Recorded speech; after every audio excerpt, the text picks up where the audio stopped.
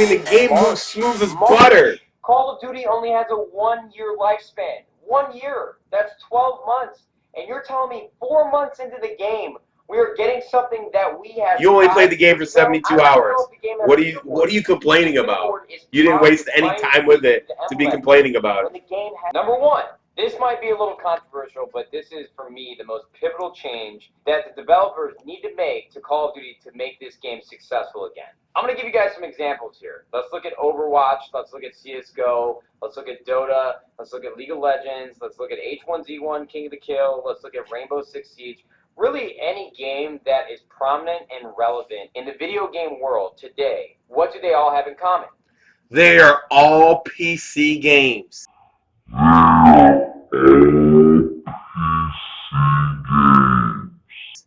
And so we're talking about the console. We're talking about kids between 9 and 14.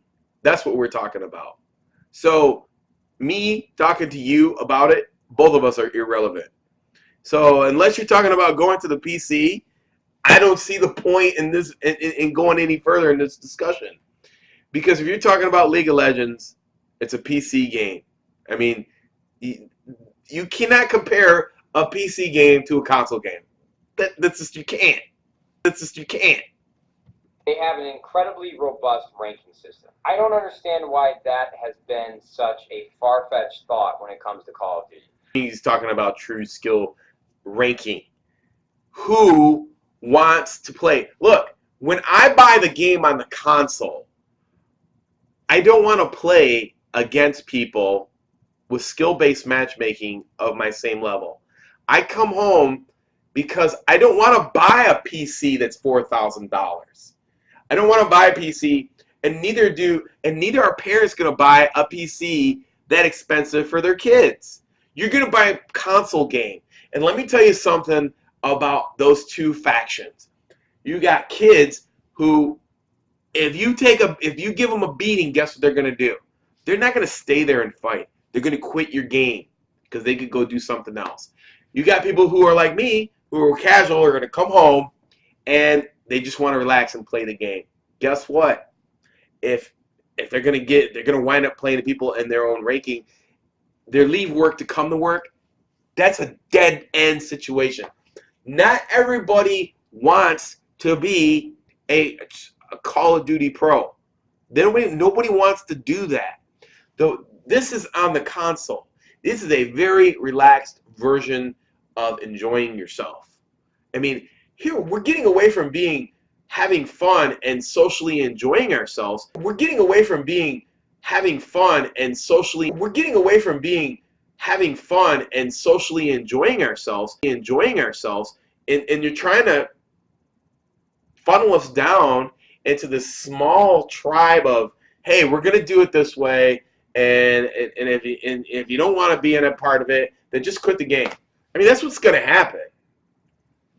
I know the game itself is looked at for its ability to cater to casual players, but guys, it is time to do away with that mindset. But when people log on... It's time to do away with casual mindset. I mean, really, how many pro players are there? What, maybe 60, 100? Do you think that can support the development of 3 studios on the 3-year cycle, 24/7? That's like 1,000 employees. Do you think that's going to happen? Let me ask you this question. Do you think casual players who want to buy all kinds of variants, who spend billions of dollars, want to be in a skill-based match game? Who do you think those people are?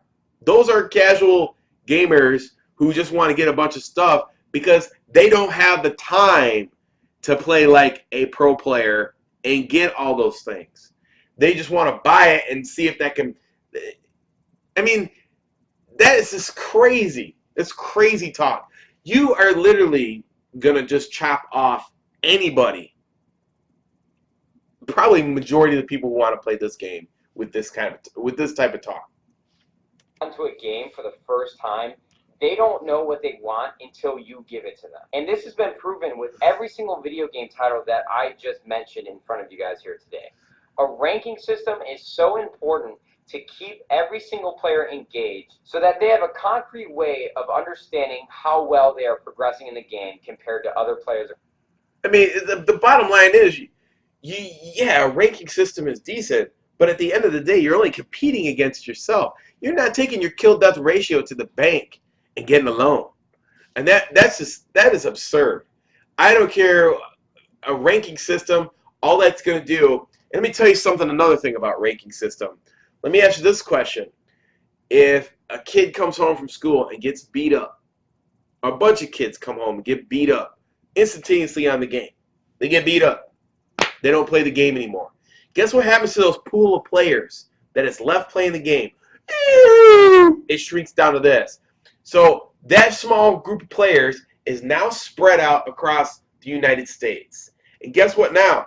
The matchmaking is based on ranking. So now I, because of you, have to play somebody in California. And then the game is terrible. We've already seen this from Sledgehammer. When Michael Condrey decided that skill-based matchmaking and he wasn't going to give it up, guess what? Your game died right after Christmas. Nobody played Advanced Warfare anymore. It is absurd to go in that direction. Absurd. Because here's the problem. You are not making Call of Duty. You are not making Call of Duty. League of Legends is sold how it's played. You cannot make Call of Duty sold as it's played as eSports. Because the problem is that the eSports community, which is very cliquish, has very, very limited rules. So now we're getting this message from Nadeshot, like, just make it come out the box that way. So guess what? If you got a limited amount of rules, then nobody's going to play your game. Because everybody is different. We like different things. We like to enjoy ourselves. So that's crazy talk. Across the world. That is the one thing that makes a player addicted to a video game. At least that's my opinion. That's how I got started with Halo 2. That's how a lot of gamers that I talk to nowadays have gotten started, with a ranking system that is able to tell them how good they are compared to the rest of the world. And that, for me, is one of the driving factors in why I continue to play a video game past enjoyment. That competitive aspect that the game offers by showing me where I stand compared to the rest of the world.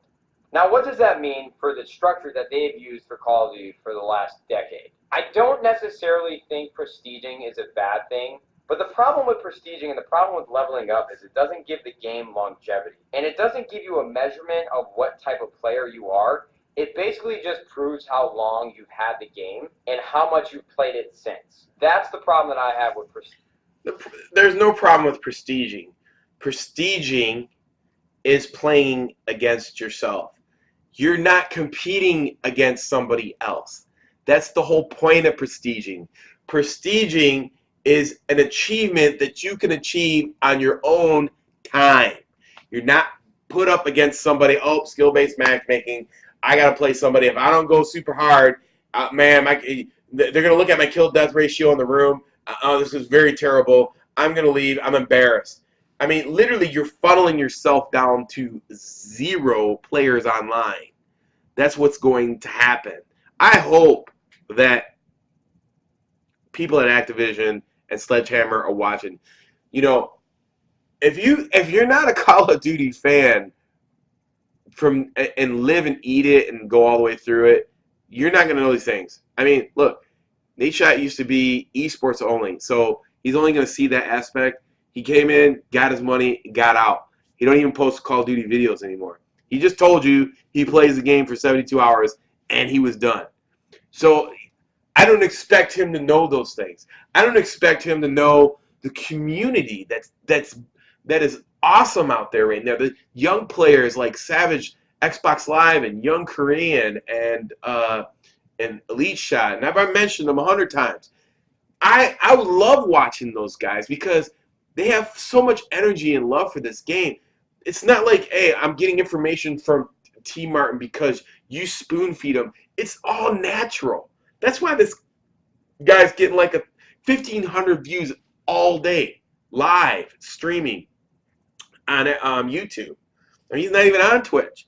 I mean, he's not the biggest YouTuber in Call of Duty, But those guys are creating their own community because those kids are coming to watch him because they can't get that information from T. Martin and the rest of those guys like they, used to because T. Martin was younger then. All these guys used to be younger. They're out of touch with what's going on.